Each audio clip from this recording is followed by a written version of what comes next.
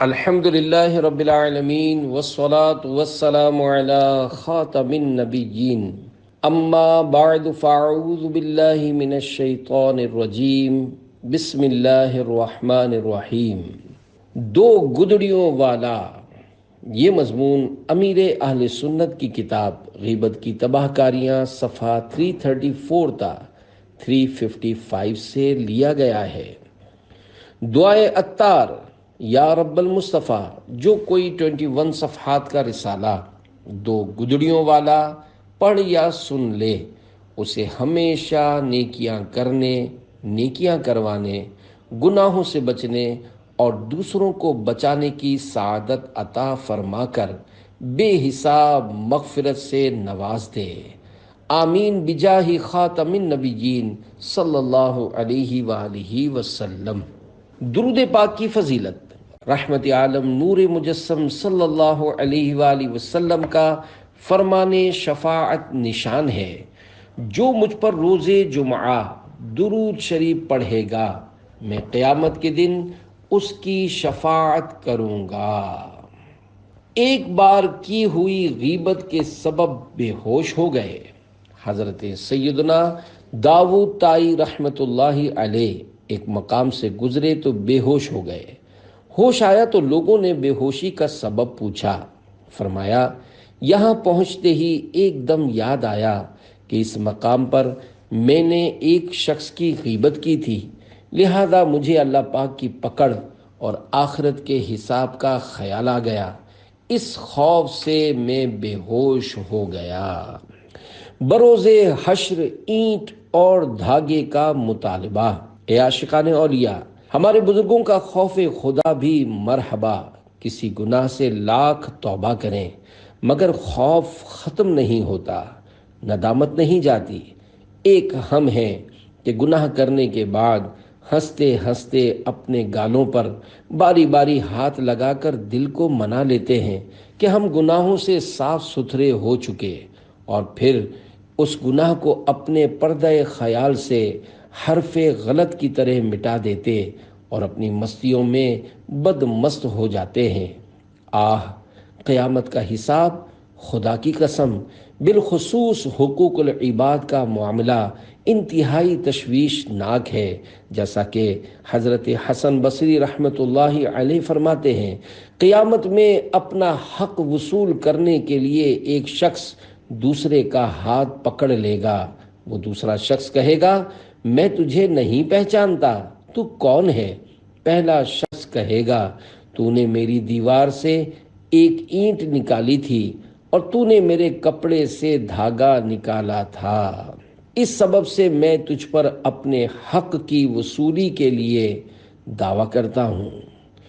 40 برس سے رو رہا ہوں۔ اسی لیے ہمارے بزرگان دین رحمت اللہ علیہم لوگوں کے بظاہر انتہائی معمولی نظر آنے والے حقوق سے بھی بہت ڈرتے تھے۔ حضرت سیدنا کہمس رحمت اللہ علیہ فرماتے ہیں، میں گناہ کی ندامت کے سبب 40 برس سے رو رہا ہوں۔ کسی نے پوچھا، یا سیدی، وہ کون سا گناہ ہے؟ فرمایا، ایک مرتبہ مہمان کے لیے مچھلی لی تھی، پھر اس کے کھانے کے بعد ہاتھ دھونے کے لیے میں نے اپنے پڑوسی کی دیوار سے بلا اجازت مٹی کا ٹکڑا لے لیا تھا۔ بڑی کوششیں کی گناہ چھوڑنے کی، رہے آہ ناکام ہم یا الہی، زمیں بوجھ سے میرے پھٹتی نہیں ہے، یہ تیرا ہی تو ہے کرم یا الہی۔ صلو علی الحبیب صلی اللہ علی محمد۔ 24 غیبت کرنے والے کا وقار جاتا رہتا ہے۔ ایک دانا یعنی عقل مند کے سامنے کسی شناسا نے ایک مسلمان کی غیبت کی۔ اس دانا نے کہا، اے شخص، پہلے میرا دل فارغ تھا، اب تو نے غیبت کے ذریعے میرا دل اس مسلمان کے عیبوں کے متعلق وسوسوں اور نفرتوں میں مشغول کر دیا، اور اس مسلمان کو میری نظر میں حقیر بنانے کی سعی کی، اور اس طرح سے تو بھی میرے نزدیک گندا ہوا، کیونکہ میں سمجھتا تھا کہ تو امین یعنی امانت دار ہے اور بات کو خوب چھپاتا ہے۔ اب جب کہ تو نے اس کا عیب کھولا تو معلوم ہو گیا کہ تو امین نہیں ہے، تیرے دل میں کوئی بات رکتی نہیں۔ 25 ماضی کی یاد دو نابینا۔ پیارے پیارے اسلامی بھائیوں، واقعی غیبت کرنے والا خود ہی گندا بنتا اور ذلیل ہوتا ہے۔ لوگ غیبت کے عادیوں سے کتراتے، گھن کھاتے اور خود کو بچاتے ہیں۔ اپنے لڑکپن کی دھندلی یادوں میں سے دو نابیناؤں کا تذکرہ کرتا ہوں۔ ایک نابینا مکمل داڑھی والا، قرآن پاک کا بہت پکا حافظ اور مذہبی وضاقتہ کا شخص تھا، مگر باتیں اور غیبتیں بہت زیادہ کیا کرتا تھا، کسی کو نہیں چھوڑتا تھا۔ میں یعنی سگے مدینہ عفیہ عن اس سے کتراتا تھا۔ دوسرا نابینا داڑھی منڈا یا خشخشی داڑھی والا عام سا آدمی تھا۔ اس کی خوبی یہ تھی کہ ایک دم خاموش طبیعت تھا، اس کا نام تک مجھے معلوم نہیں۔ کبھی بھی اس کے منہ سے میں نے کسی کی غیبت نہیں سنی۔ مجھے نماز کے بعد بارہا لاٹھی پکڑ کر اسے اس کے گھر تک لے جانے کا موقع ملا ہے۔ لگے ہاتھوں نابینا کو چلانے کی فضیلت بھی ملاحظہ کیجیے۔ نابینا کو 40 قدم چلانے کی فضیلت۔ عاشقان رسول کی دینی تحریک دعوت اسلامی کے مکتبۃ المدینہ کی کتاب بہشت کی کنجیاں 244 صفحات، صفحہ 226 پر ہے۔ حضرت سیدنا انس رضی اللہ عنہ سے مروی ہے، جو کسی نابینا کو 40 قدم ہاتھ پکڑ کر چلائے گا، اس کے چہرے کو جہنم کی آگ نہیں چھوئے گی۔ نابینا کو چلانے کا طریقہ۔ ایک اور روایت بھی ملاحظہ ہو، چنانچہ حضرت سیدنا ابو ہریرہ رضی اللہ عنہ سے مروی ہے کہ مدینے کے سلطان صلی اللہ علیہ وآلہ وسلم کا فرمان دل نشین ہے، جس نے کسی نابینا کو 1 میل تک چلایا تو اسے میل کے ہر ذراع یعنی گز کے بدلے ایک غلام آزاد کرنے کا ثواب ملے گا۔ جب تم نابینا کو چلاؤ تو اس کا الٹا ہاتھ اپنے سیدھے ہاتھ سے تھام لو کہ یہ بھی صدقہ ہے۔ غلام کو آزاد کرنے کی فضیلت۔ اے عاشقان رسول، خدائے رحمان کی رحمتوں پر قربان کہ اس نے ہمارے لیے ثواب کمانا کس قدر آسان رکھا ہے۔ غلام آزاد کرنے پر کیا ثواب ملتا ہے، اس بارے میں بکثرت روایات ہیں۔ اللہ پاک چاہے تو اپنے فضل و کرم سے نابینا کا ہاتھ پکڑ کر چلانے پر وہ سب ثواب عطا فرما دے۔ ترغیب کے لیے ایک حدیث مبارک بیان کی جاتی ہے، چنانچہ ہم گناہ گاروں کو اپنے رب سے جنت دلوانے والے پیارے پیارے آقا صلی اللہ علیہ وآلہ وسلم کا فرمان مغفرت نشان ہے۔ جو شخص مسلمان غلام کو آزاد کرے گا، اس غلام کے ہر عضو کے بدلے میں اللہ پاک اس آزاد کرنے والے کے ہر عضو کو جہنم سے آزاد فرمائے گا۔ حضرت سعید بن مرجانہ رحمۃ اللہ علیہ فرماتے ہیں، میں نے جب زین العابدین رحمۃ اللہ علیہ کی خدمت عالی میں یہ حدیث پاک سنائی تو آپ رحمۃ اللہ علیہ نے اپنا ایک ایسا غلام آزاد کر دیا جس کی حضرت عبداللہ بن جعفر رضی اللہ عنہما 10,000 درہم قیمت لگا چکے تھے۔ کچھ ایسا کر دے میرے کردگار آنکھوں میں، ہمیشہ نقش رہے روئے یار آنکھوں میں، نہ کیسے یہ گل و گنچے ہوں خار آنکھوں میں، بسے ہوئے مدینے کے خار آنکھوں میں۔ 26 مدنی چینل کی برکت سے غیبت سے پرہیز۔ حیدرآباد پاکستان کے ایک اسلامی بھائی کا بیان کچھ یوں ہے کہ ہمارے گھر والوں نے عاشقان رسول کی دینی تحریک دعوت اسلامی کے 100% اسلامی چینل یعنی سنتوں بھرے مدنی چینل پر غیبت کی تباہ کاریوں کے موضوع پر ایک مبلغ دعوت اسلامی کا بیان سنا، جس میں انہوں نے معاشرے میں بولے جانے والے غیبت کے الفاظ کی طرف بھی توجہ دلائی۔ الحمدللہ اس بیان کو سن کر غیبت سے بچنے کا بہت ذہن بنا۔ ایک مرتبہ میں نے گھر کے اندر کہا کہ چھوٹا بھائی فلاں چیز لے کر ابھی تک واپس نہیں آیا، بہت سست ہے۔ تو میری والدہ محترمہ نے فوراً میری گرفت فرمائی کہ یہ تم نے اس کی غیبت کر ڈالی، کیونکہ تم نے اس کو بہت سست کہہ کر اس کی برائی کی۔ چنانچہ میں نے فوراً توبہ کی۔ اب گھر کے افراد کی یہ حالت ہے کہ بات بات پر ایک دوسرے کی توجہ دلاتے ہیں کہ ابھی جو بات ہوئی یا فلاں لفظ بولا، کہیں یہ غیبت تو نہیں۔ گناہوں سے مجھ کو بچا یا الہی، بری عادتیں بھی چھڑا یا الہی۔ صلو علی الحبیب صلی اللہ علی محمد، توبو الی اللہ استغفر اللہ، صلو علی الحبیب صلی اللہ علی محمد۔ 27 وہ مردے کی طرح سویا ہے کہنا۔ حضرت سیدنا شیخ سعدی رحمۃ اللہ علیہ فرماتے ہیں، میں بہت چھوٹی ہی عمر سے راتوں کو جاگ کر عبادت کیا کرتا تھا۔ ایک بار والد محترم کے ساتھ ساری رات عبادت میں گزاری اور تلاوت قرآن کرتا رہا۔ چند افراد ہمارے قریب مزے سے سو رہے تھے۔ میں نے والد محترم سے کہا کہ ان میں سے کوئی ایک بھی ایسا نہیں جو اٹھ کر تہجد کے 2 نفل ہی پڑھ لے، یہ تو مردوں کی طرح سوئے پڑے ہیں۔ والد گرامی نے فرمایا، بیٹا تم عبادت کرنے کے بجائے ساری رات سوئے رہتے یہی بہتر تھا، کیونکہ تم بیدار رہ کر غیبت کی آفت میں گرفتار ہو گئے۔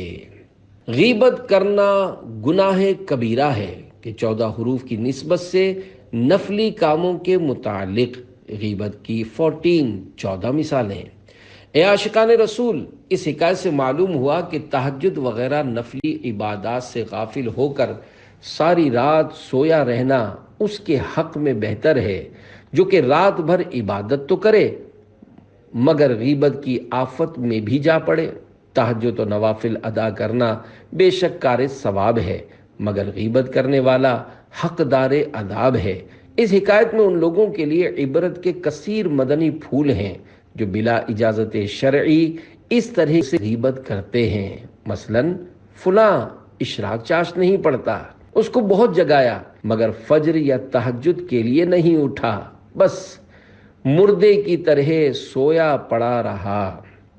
باجماعت نماز کی پابندی نہیں کرتا، پیر شریف کا روزہ نہیں رکھتا، جب بھی اجتماع کی دعوت دیتا ہوں آنٹی مار دیتا ہے، نیک اعمال پر عمل کرنے میں سست ہے، اجتماع میں دیر سے آتا یا باہر بستوں پر گھومتا یا ہوٹل میں بیٹھا یا دوستوں کے ساتھ باتیں کرتا رہتا ہے، مدنی مشورے میں ہمیشہ تاخیر سے آتا ہے، کبھی مدنی قافلے میں سفر نہیں کرتا اور سمجھاؤ تو جھوٹے بہانے کر دیتا ہے۔ 28 برائی کرنے والے کے ساتھ بھلائی کی انوکھی حکایت۔ حضرت سیدنا سلطان المشائخ خواجہ محبوب الہی نظام الدین اولیاء کی ایک آدمی خوب غیبتیں کرتا اور آپ رحمت اللہ علیہ پر طرح طرح کی تہمتیں باندھتا پھرتا تھا۔ اس کے باوجود آپ رحمت اللہ علیہ اس کے گھر خرچ کے لیے روزانہ کچھ نہ کچھ بھجوا دیا کرتے تھے۔ طویل مدت تک یہ سلسلہ چلتا رہا۔ ایک دن اس کی زوجہ نے غیرت دلاتے ہوئے کہا، دستور تو یہ ہے کہ جس کا کھانا اس کا گانا، مگر یہ کہاں کا انصاف ہے کہ جس کا کھانا اسی پر غرانا۔ آپ بھی عجیب شخص ہے کہ ایک ایسے بزرگ کے پیچھے لگے ہوئے ہیں جو بغیر سوال آپ کے بچوں کو پال رہا ہے۔ بیوی کی باتیں سن کر اس کو ندامت ہوئی، غیبتوں اور تہمتوں سے باز آ گیا۔ اسی روز سے حضرت سیدنا خواجہ نظام الدین اولیاء رحمت اللہ علیہ نے بھی اخراجات بھجوانے بند کر دیے۔ وہ حاضر دربار ہو کر عرض گزار ہوا، سرکار اس میں کیا حکمت ہے کہ جب تک آپ کے بارے میں خرافات بکتا رہا مجھ پر انعامات و اکرامات کی برسات رہی، مگر جوں ہی مزخرفات یعنی واہیات بکواسات سے باز آیا عنایات و نوازشات بند ہو گئیں۔ ارشاد فرمایا، جب تک تم میری آبرو ریزی کرتے رہے مجھے تمہاری طرف سے نیکیاں ملتی رہیں اور خطائیں مٹتی رہیں۔ ان دنوں تم گویا میرے اجیر یعنی مزدور تھے، لہٰذا میں تمہیں نیکیاں بھیجنے اور گناہ میٹنے کی اجرت یعنی مزدوری پیش کرتا رہا۔ اب جب کہ تم نے یہ کام ترک کر دیا ہے تو پھر میں اجرت کس بات کی دوں؟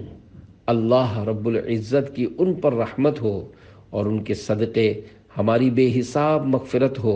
آمین بجاہ النبی الامین صلی اللہ علیہ وآلہ وسلم۔ گناہ گار ہوں میں لائق جہنم ہوں، کرم سے بخش دے مجھ کو نہ دے سزا یا رب، برائیوں پہ پشیماں ہوں رحم فرما دے، ہے تیرے قہر پہ حاوی تیری عطا یا رب۔ اینٹ کا جواب نایاب گوہر سے۔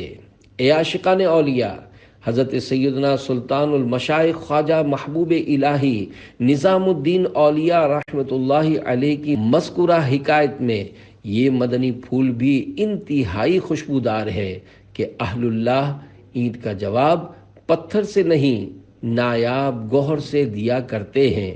اللہ والے برائی کو برائی سے نہیں بھلائی سے ٹالا کرتے ہیں، اور وہ ایسا کیوں نہ کریں کہ پارہ 24 سورۃ حامیم السجدہ کی 34ویں آیت کریمہ میں ارشاد ہے، ادفع باللتی ہی احسن فاذا الذی بینک وبینہ عداوۃ کأنہ ولی حمیم۔ ترجمہ کنز ایمان، اے سننے والے برائی کو بھلائی سے ٹال، جبھی وہ کہ تجھ میں اور اس میں دشمنی تھی، ایسا ہو جائے گا جیسا کہ گہرا دوست۔ حسن سلوک کا نتیجہ۔ صدر الافاضل حضرت علامہ مولانا سید محمد نعیم الدین مراد آبادی رحمۃ اللہ علیہ خزائن العرفان شریف میں برائی کو بھلائی سے ٹالنے کا طریقہ بتاتے ہوئے ارشاد فرماتے ہیں، مثلاً غصے کو صبر سے، جہل کو حلم سے، بدسلوکی کو عفو و درگزر سے، کہ اگر کوئی تیرے ساتھ برائی کرے تو معاف کر۔ اس خصلت کا نتیجہ یہ ہوگا کہ دشمن دوستوں کی طرح محبت کرنے لگیں گے۔ شان نزول۔ کہا گیا ہے کہ یہ آیت ابو سفیان کے حق میں نازل ہوئی کہ باوجود ان کی شدت عداوت کے نبی کریم صلی اللہ علیہ وآلہ وسلم نے ان کے ساتھ سلوک نیک کیا، ان کی صاحبزادی کو اپنی زوجیت کا شرف عطا فرمایا۔ اس کا نتیجہ یہ ہوا کہ وہ صادق المحبت جانثار ہو گئے۔ 29 حملہ آور کے ساتھ حیرت انگیز حسن سلوک۔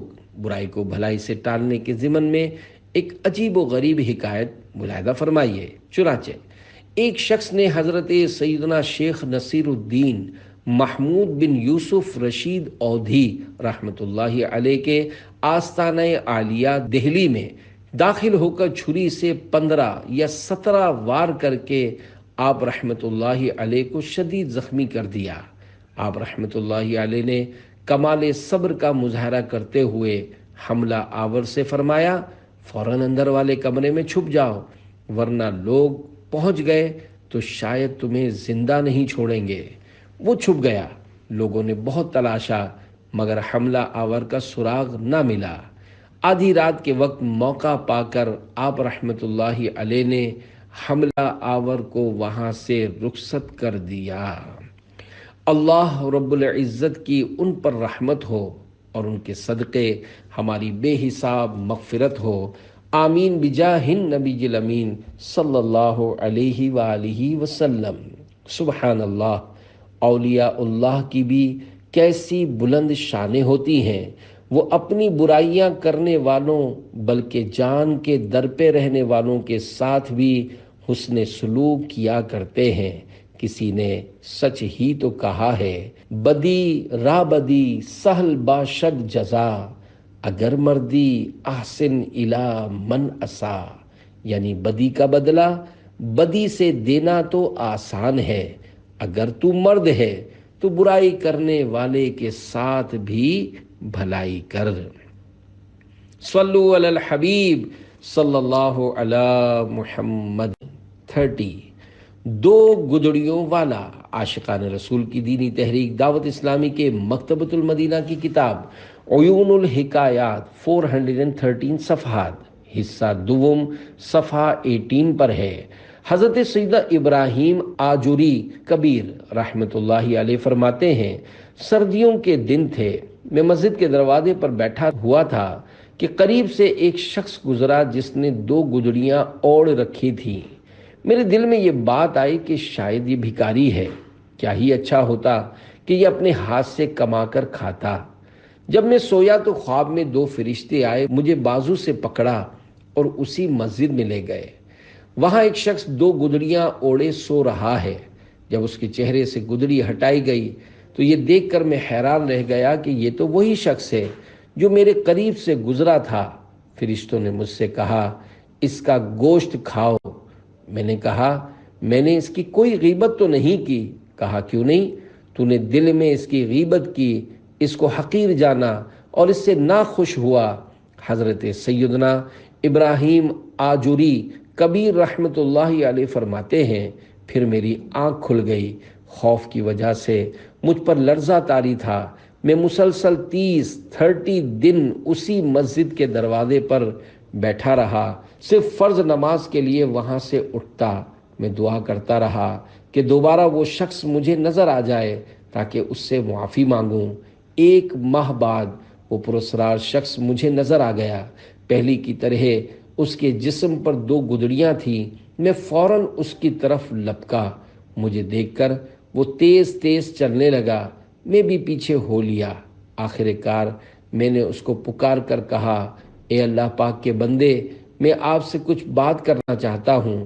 اس نے کہا، اے ابراہیم، کیا تم بھی ان لوگوں میں سے ہو جو دل کے اندر مومنین کی غیبت کرتے ہیں؟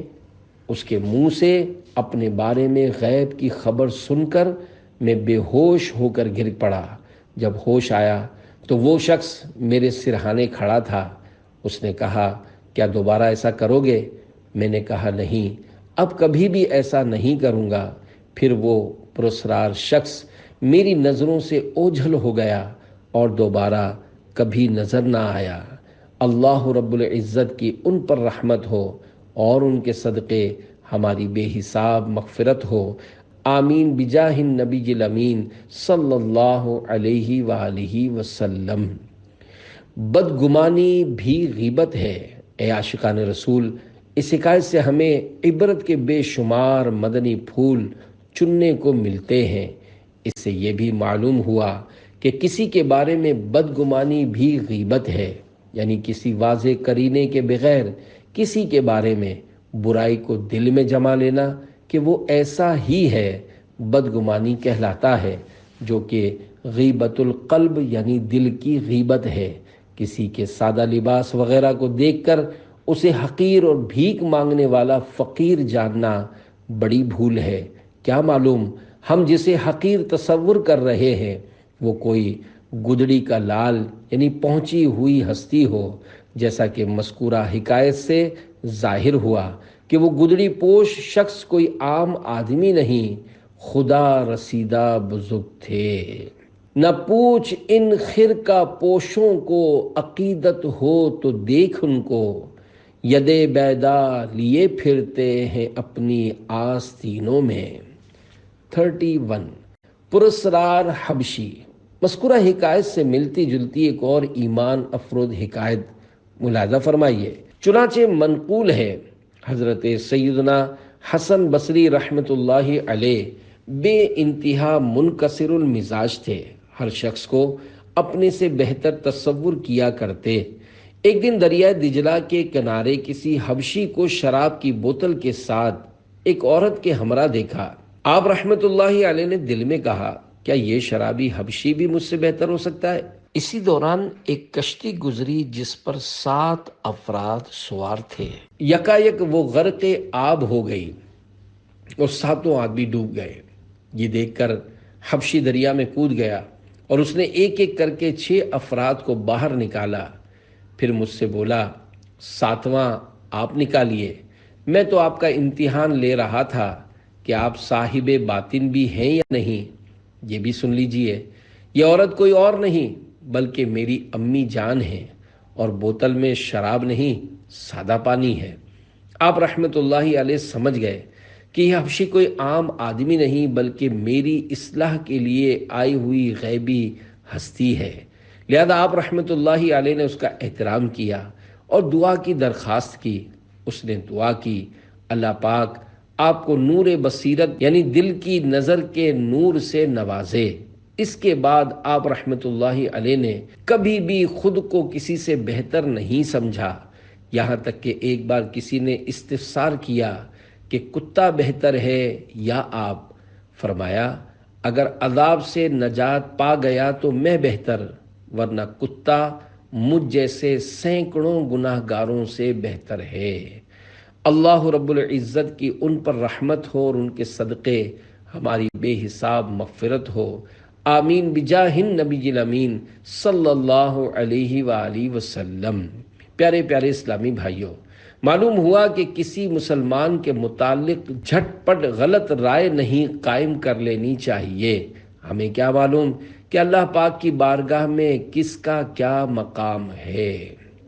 نظر کرم خدا را میرے سیاہ دل پر، بن جائے گا یہ دم بھر میں بے بہا نگینا۔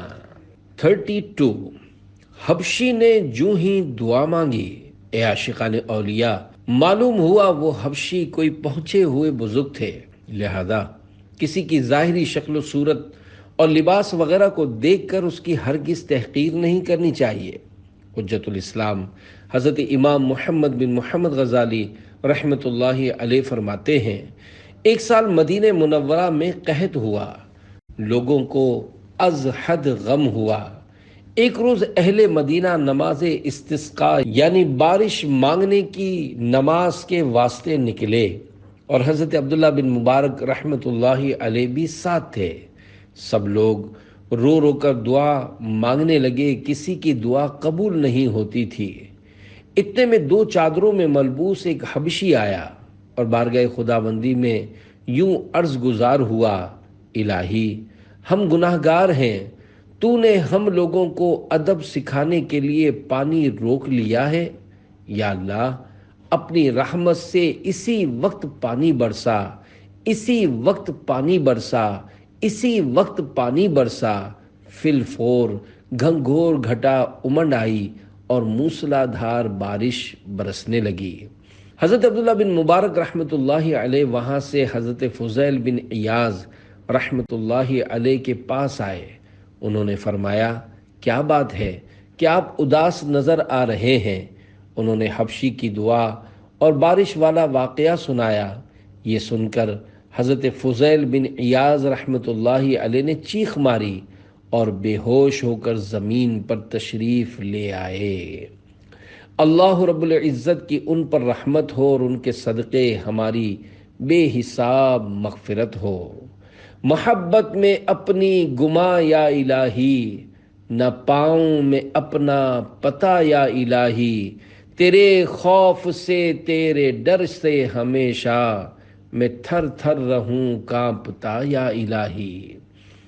33 اولاد نرینہ ہو گئی، غیبت کرنے سننے کی عادت نکالنے، نمازوں اور سنتوں کی عادت ڈالنے کے لیے دعوت اسلامی کے دینی ماحول سے ہر دم وابستہ رہیے۔ سنتوں کی تربیت کے لیے مدنی قافلوں میں عاشقان رسول کے ساتھ سنتوں بھرا سفر کیجیے اور کامیاب زندگی گزارنے اور آخرت سنوارنے کے لیے نیک اعمال کے مطابق عمل کر کے روزانہ جائزے کے ذریعے نیک اعمال کا رسالہ پر کر کے ہر ماہ کی پہلی تاریخ کو اپنے یہاں کے ذمہ دار کو جمع کروانے کا معمول بنا لیجئے۔ مدنی قافلے میں سفر کی نیت کی بھی کیا خوب مدنی بہار ہے۔ ایک اسلامی بھائی کی بھابھی امید سے تھیں، الٹرا ساؤنڈ کے ذریعے بتایا گیا کہ بیٹی ہے۔ بھائی جان نے نیت کی اگر بیٹا ہوا تو دعوت اسلامی کے عاشقان رسول کے سنتوں کی تربیت کے 3 دن کے مدنی قافلے میں سفر کروں گا۔ الحمدللہ ان کے بھائی کے گھر بیٹا پیدا ہوا۔ نیک اولاد کی داد فریاد کی، خاطر آؤ چلیں قافلے میں چلو، قلب بھی شاد ہو گھر بھی آباد ہو، شادیاں بھی رچیں قافلے میں چلو۔ صلو علی الحبیب صلی اللہ علی محمد۔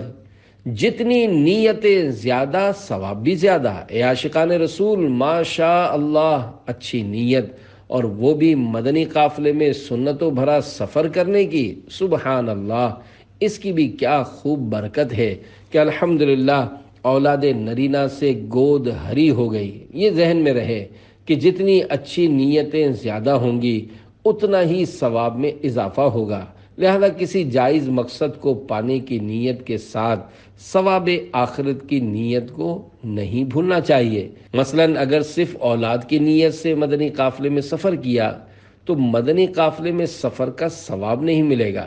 اگر ثواب کی نیت بھی کی ہوگی تو اولاد نہ بھی ملے، انشاءاللہ ثواب ضرور مل جائے گا، جیسا کہ پارہ 13 سورۃ یوسف آیت 56 میں اللہ پاک کا ارشاد گرامی ہے، وَلَا نُضِيعُ أَجْرَ الْمُحْسِنِينَ، ترجمہ کنز ایمان، اور ہم نیکوں کا نیک ضائع نہیں کرتے۔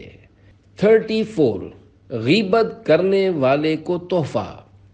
حضرت سیدنا حسن بصری رحمۃ اللہ علیہ کو کسی نے کہا کہ فلاں نے آپ کی غیبت کی ہے، تو آپ رحمۃ اللہ علیہ نے غیبت کرنے والے آدمی کو کھجوروں کا ایک تھال بھر کر روانہ کیا اور ساتھ ہی کہلا بھیجا کہ سنا ہے آپ نے مجھے اپنی نیکیاں ہدیہ کی ہیں، تو میں نے ان کا بدلہ دینا بہتر جانا، اس لیے کھجوریں حاضر کی ہیں۔ اللہ رب العزت کی ان پر رحمت ہو اور ان کے صدقے ہماری بے حساب مغفرت ہو، آمین بجاہ النبی الامین صلی اللہ علیہ وآلہ وسلم۔ غیبت کرنے والے کو دعائے خیر سے نوازیے۔ اے عاشقان اولیاء، دیکھا آپ نے اولیاء اللہ رحمت اللہ علیہم کا نیکی کی دعوت کا انداز بھی کتنا انوکھا ہوا کرتا تھا۔ جب زمانے کے ولی کی طرف سے غیبت کرنے والے کو بدلے میں کھجوروں کا تھال پہنچا ہوگا، وہ کس قدر متاثر ہوا ہوگا۔ اور یہ بھی حقیقت ہے کہ جس کی غیبت کی جائے وہ فائدے میں رہتا ہے، کیونکہ جس نے غیبت کی اس کی نیکیاں یعنی جس کی غیبت کی گئی اس کے نامہ اعمال میں منتقل کی جاتی ہیں، اور جو نیکیاں گویا تحفے میں دے وہ ایک طرح سے ہمارا خیر خواہ یعنی بھلائی چاہنے والا ہی ہوا، لہذا اس سے الجھنے کے بجائے اس کے حق میں دعائے خیر کرنی چاہیے۔ جو غیبت سے چغلی سے رہتا ہے بچ کر، میں دیتا ہوں اس کو دعائے مدینہ، صلو علی الحبیب صلی اللہ علی محمد۔ 35 عطر کی شیشی کا تحفہ۔ ایک مبلغ دعوت اسلامی کا کچھ اس طرح بیان ہے، مجھے پتا چلا کہ فلاں صاحب نے میرے خلاف لوگوں میں غیبت کی ہے۔ مجھے حضرت حسن بصری رحمۃ اللہ علیہ کی حکایت معلوم تھی جو ابھی گزری، لہذا ان کی پیروی کی نیت سے ان صاحب کو تحفتاً عطر کی شیشی بھجوائی، اور جن کے ذریعے بھجوائی ان کو درخواست کر دی کہ سوغات بھجوانے کا سبب بیان کر کے آپ ان کی تفہیم کیجئے، یعنی سمجھانے کی ترکیب بنائیے۔ بات آئی گئی ہو گئی۔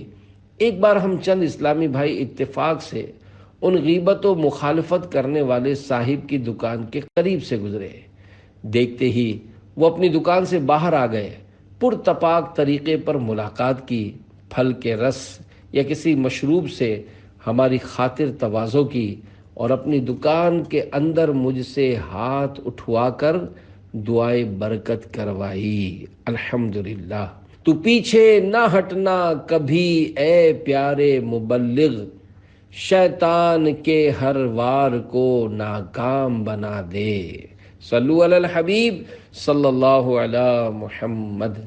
مدنی منع کی جان بچ گئی۔ غیبت کرنے سننے کی عادت نکالنے، نمازوں اور سنتوں کی عادت ڈالنے کے لیے دعوت اسلامی کے دینی ماحول سے ہر دم وابستہ رہیے۔ سنتوں کی تربیت کے لیے مدنی قافلوں میں عاشقان رسول کے ساتھ سنتوں بھرا سفر کیجیے، اور کامیاب زندگی گزارنے اور آخرت سنوارنے کے لیے نیک اعمال کے مطابق عمل کر کے روزانہ جائزے کے ذریعے نیک اعمال کا رسالہ پر کر کے ہر ماہ کی پہلی تاریخ کو اپنے یہاں کے ذمہ دار کو جمع کروانے کا معمول بنا لیجئے۔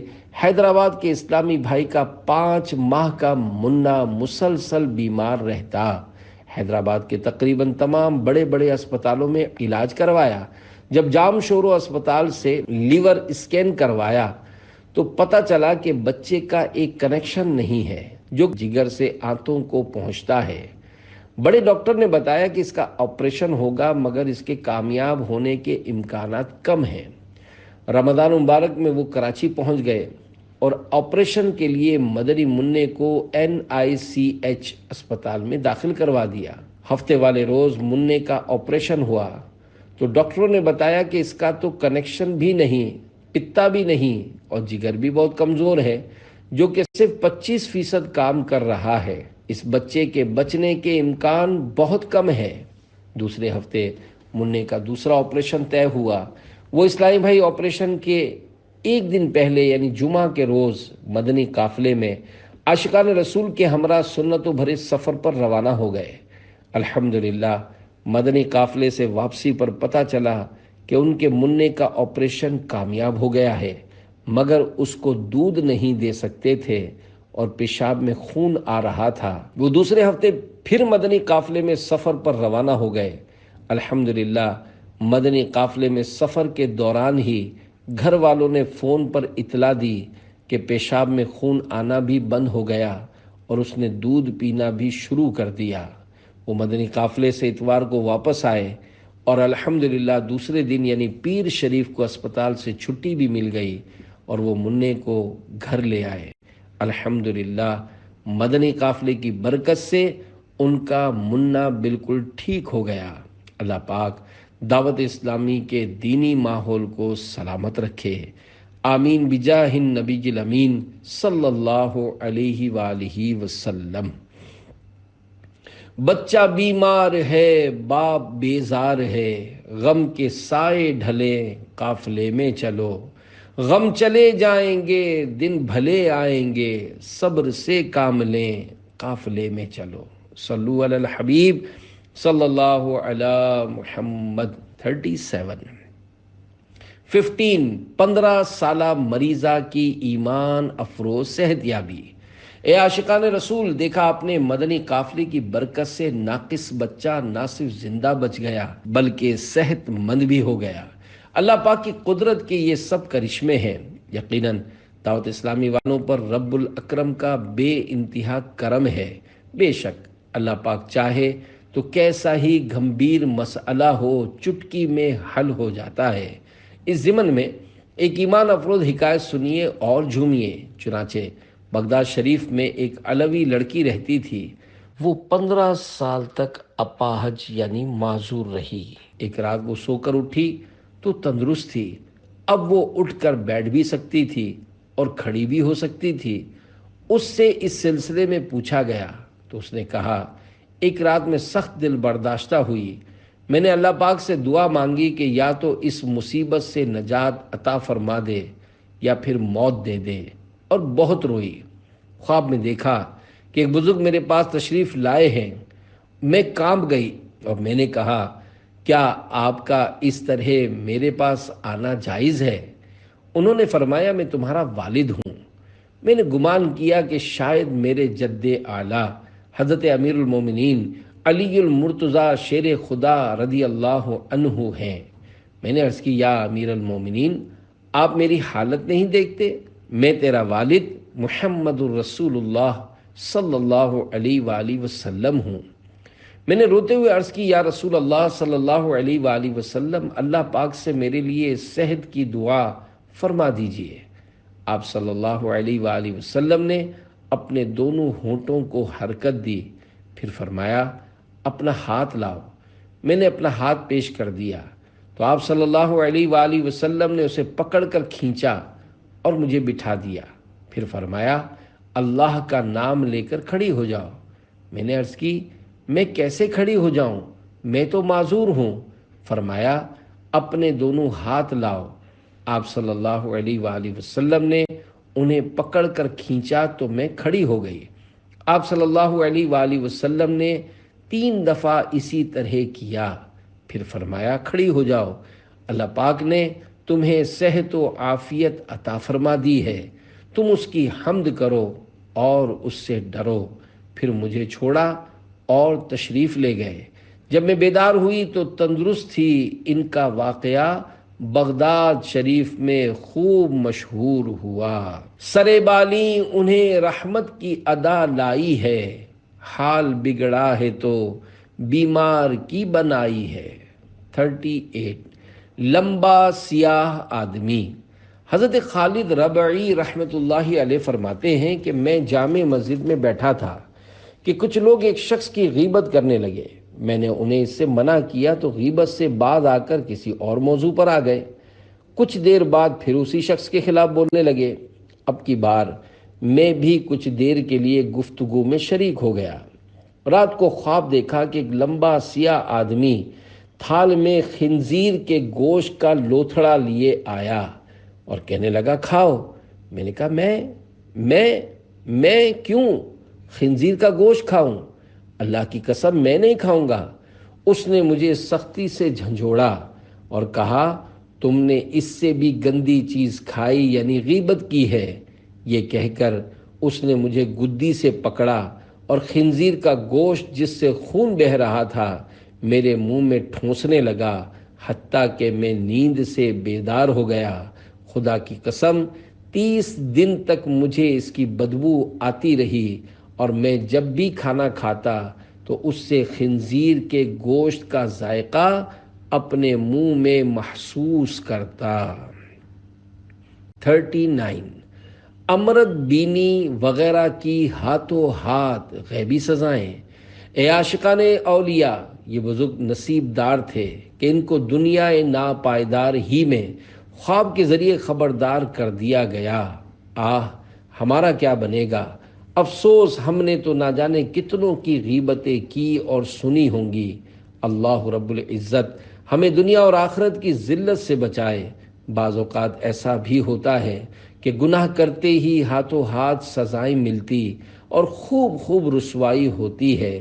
چنانچہ عاشقان رسول کی دینی تحریک دعوت اسلامی کے مکتبۃ المدینہ کی کتاب جہنم میں لے جانے والے اعمال 853 صفحہ 646 پر ہے۔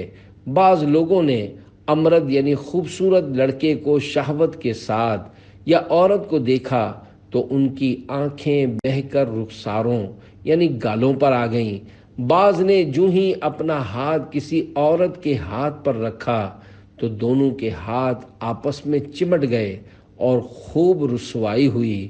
لوگ انہیں جدا کرنے میں ناکام ہو گئے، یہاں تک کہ بعض علماء کرام رحمت اللہ علیہم نے ان کی رہنمائی فرمائی کہ سچے دل سے توبہ کریں اور عہد کریں کہ آئندہ ایسی گندی حرکت کبھی نہیں کریں گے۔ جب انہوں نے ایسا کیا تو اللہ پاک نے انہیں چھٹکارا عطا فرمایا۔